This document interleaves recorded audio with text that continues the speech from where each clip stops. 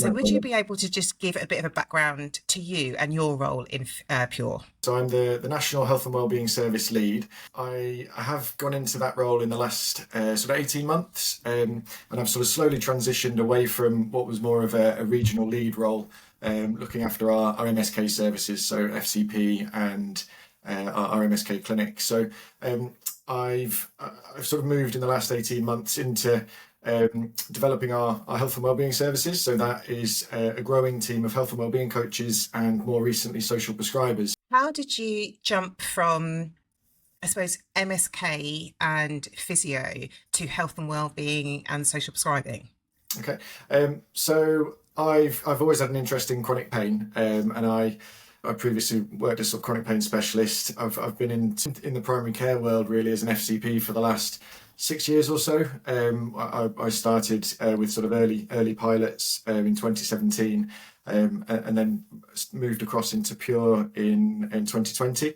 And I developed our sort of FCP services within my region, led on those services. What we found was that there's so many other ways that we can help within primary care, and we look to try and find the solutions for the problems within primary care. I also around this time trained up as a health coach. So I'm a trained health and wellbeing coach, and I found what I learned on that course and that sort of coaching approach is invaluable, really. It's been really helpful as a clinician, and what I see day to day with the health coaches that I work with is that actually that approach is really, really useful for people living with long-term conditions. I've then sort of moved to try and develop these services within Pure, and it's been great to work with the health coaches and social prescribers. So what is your definition of chronic pain? So chronic pain essentially is pain that's lasted for more than 3 months, really. So the IASP, International Association for the Studies of Pain, that's how it's defined. It also is probably worthwhile sort of having a little bit of a look at the definition of pain itself as well, because that's changed in the last 4 years or so. And actually now there's much more of a recognition that there's much more to pain than we initially thought. And the IASP, again, it defines or it mentions in its definition about pain being not only to do with specific tissue damage, so it says actual or potential tissue damage. So it's acknowledging that it's much more complicated, and it's there's a bio as well as a psycho and a social element to it. So yeah, chronic pain essentially more than 3 months, where it's recurrent or it's persistent for more than 3 months. When we're having this conversation, if I smile, it's because I'm thinking of myself. No, it's nice to see you smile, Tara. Yeah, when I tell my colleagues, when I speak to Finn and I'm like, I'm still on gabapentin, and he's like, for how long? And I'm like, for 5 years. Really? If not longer. We should probably have a catch up. And it's interesting. Yeah, okay, we won't talk about me. We'll do that another time. So can you just give us a quick overview of what the service looks like? And is it the same service each time? Because primary care networks, federations, it's not one size fits all. So is it like a standardized service, or can you mix it up and change it? It's very bespoke, tailored to the individual PCN. So we've got some services will run one way with more face-to-face, more pen cafes, etc. Some will run very much remotely, and we target different cohorts as well. So it's completely tailored to the PCN and their population needs, really. With the service then, so I guess just to give a brief little overview of the service, essentially we are a service that's based around health and wellbeing coaches.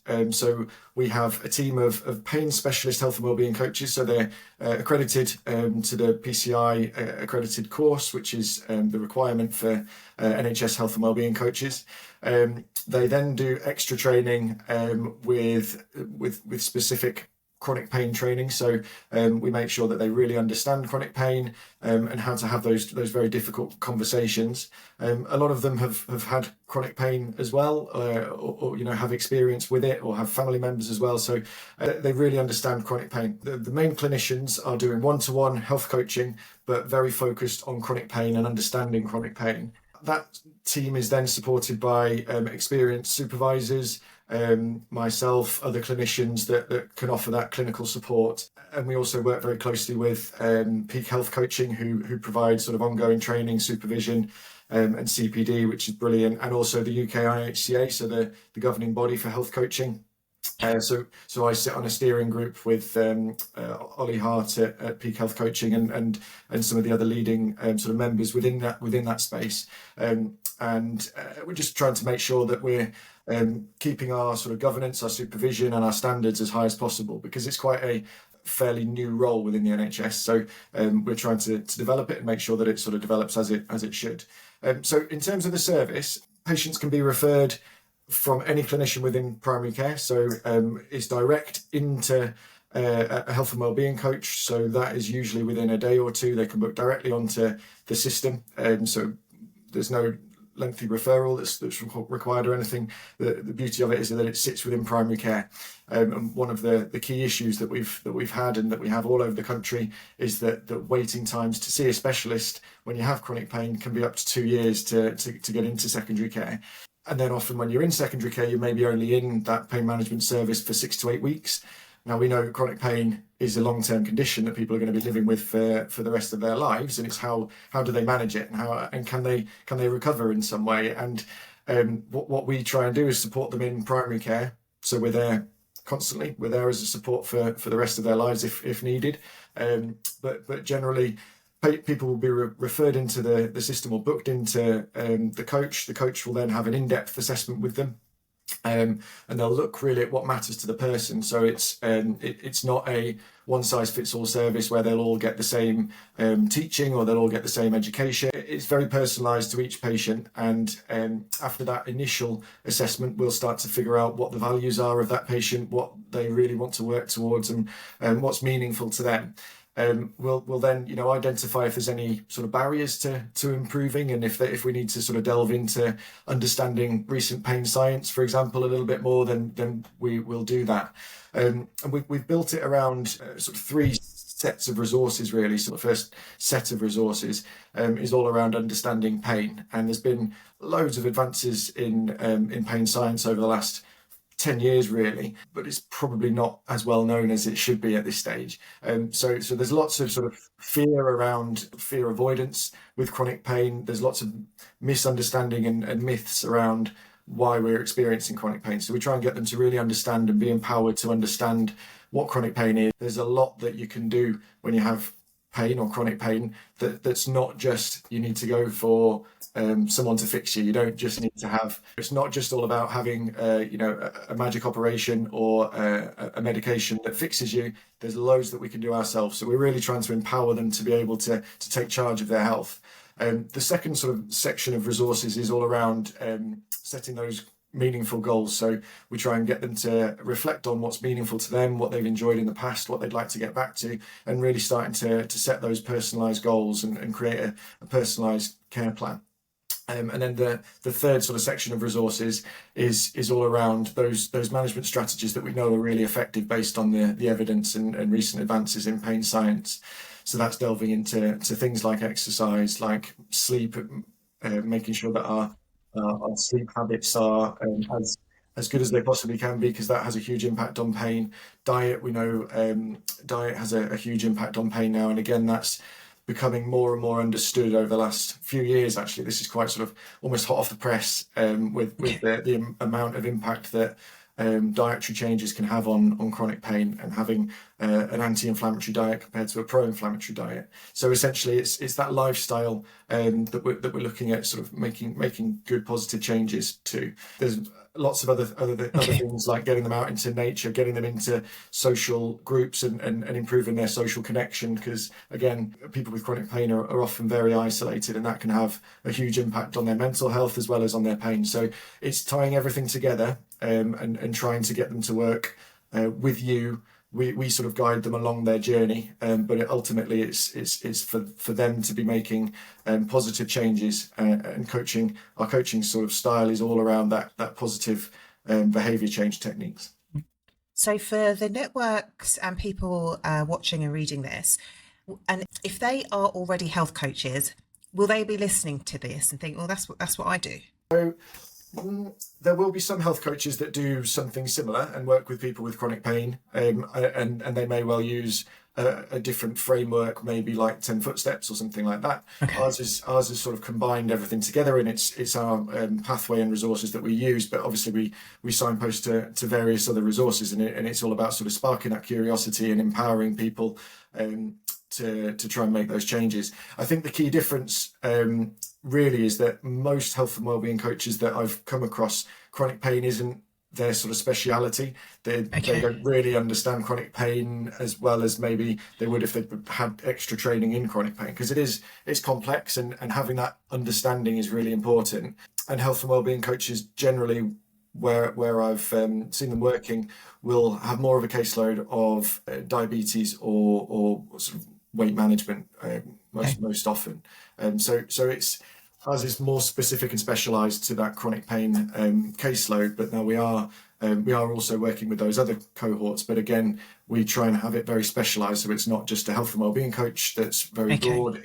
We'll specialise in a certain cohort. And again, metabolic health, cardiovascular disease is something that we're really focusing on, as well as another sort of arm of this.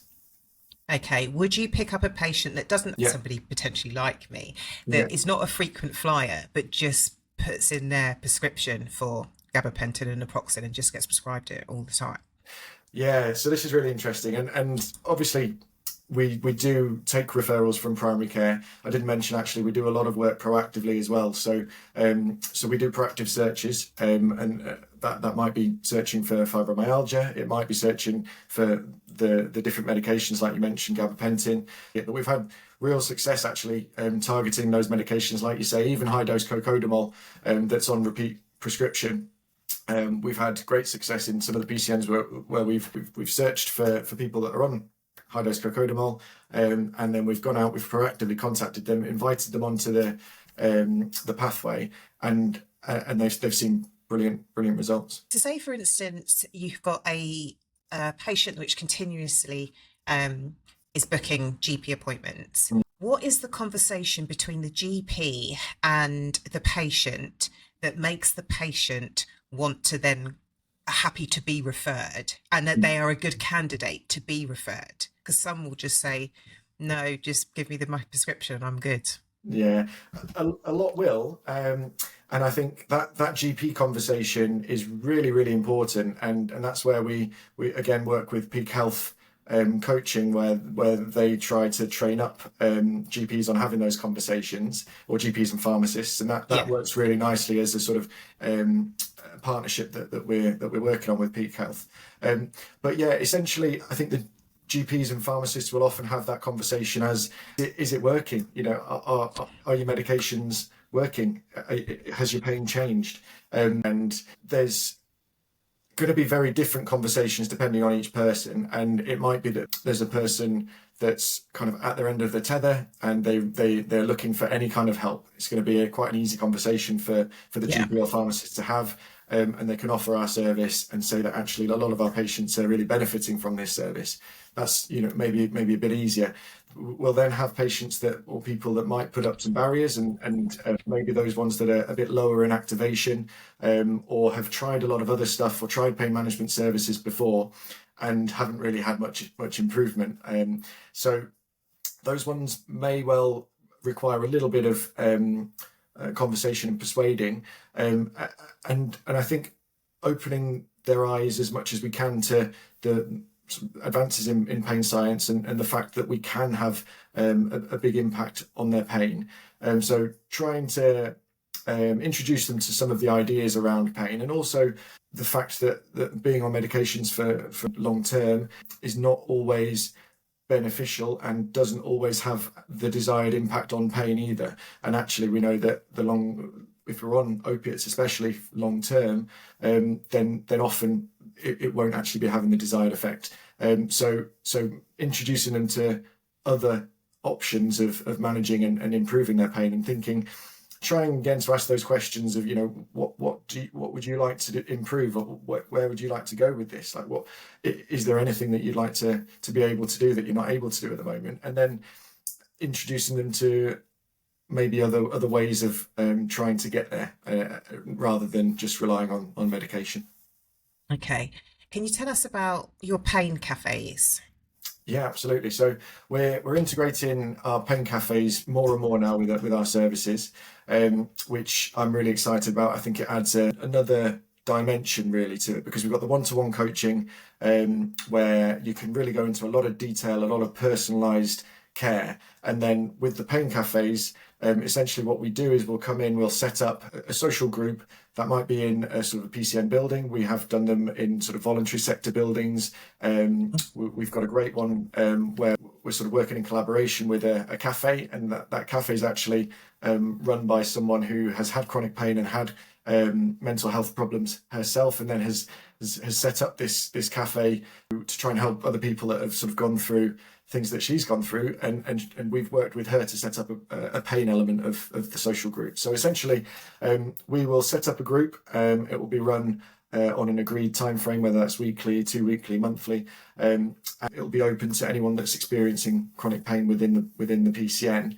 And we find that having that social interaction somewhere that people can come and discuss their lives, their issues, but also what's going right, what's going well. And, it's quite nice because they'll be talking about the coaching sessions. A lot of them will be, when I've been to them, they're talking about how great the coach is and things like that. And they're saying, oh, I've tried this week and that worked. And they're bouncing ideas off each other. So that sort of social interaction and community networking is brilliant. So it works really nicely alongside the one-to-one coaching. So, is the pain service virtual, or is it good to see the patient in person?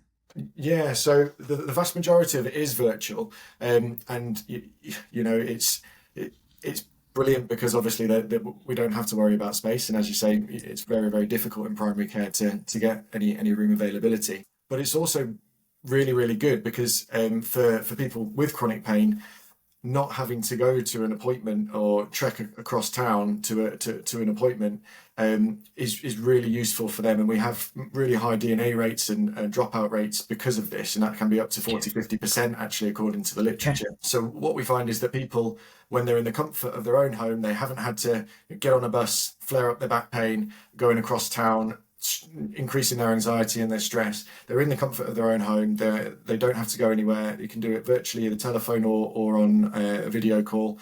And we find it really effective. Patients love it, and the DNA rate is really low, so it keeps that efficiency high.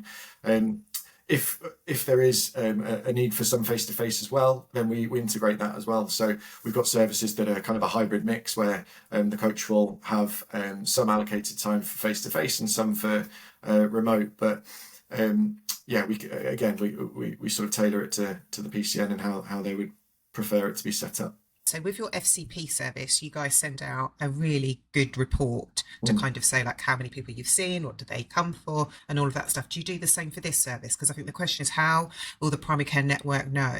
And I don't like to use this language, but it does come up, like it's providing value to the network, providing value to the network, and what difference it's making to the network. So that's one thing that we've found working in primary care over the last 6-7 years, is that data is so valuable and so well received by all our PCNs that we work with.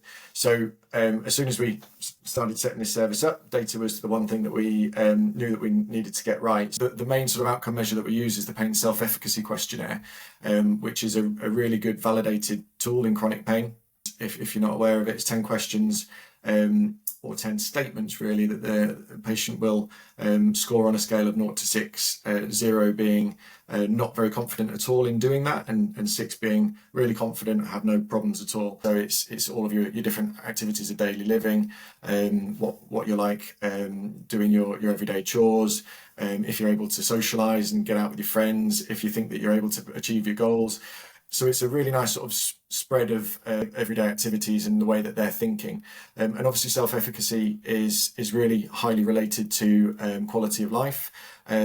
So it's a really nice measure that will sort of measure quality of life, but also how empowered they are and how much control they have over their own pain and their life. So what we find with the PSEQ is that we have consistent improvements with the PSEQ, and the average that we're seeing is around 50 to 60% average increase in the PSEQ.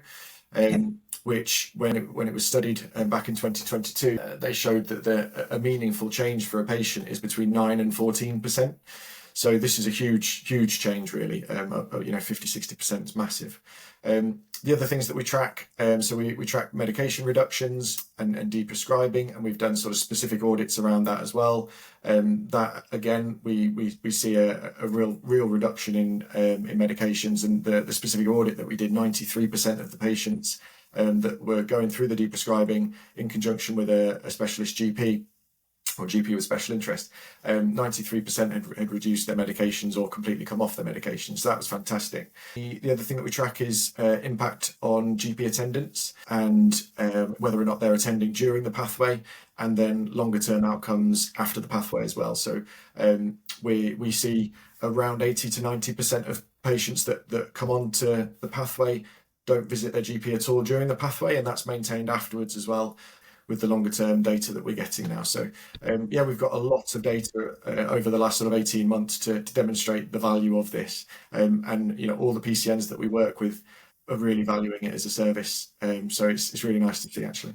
So I'm going to ask, so who is this service not for? So I think if you're a PCN or practice or a healthcare practitioner that has no chronic pain in your PCN and has no desire to follow the guidance from the NHS in terms of how important that preventative personalised care approach is and that holistic approach. So I guess if you want to sort of keep doing the same things that we've been doing for many years that aren't working, then it's probably not for you as a PCN. Who it is for is for people that want to do things according to the evidence, according to the data, and according to what's best for the patients. Adam, thank you so much. I'll leave your contact details below. If anyone wants to reach out to you, I'm sure that they will. Thanks very much, Sarah. Lovely to be here.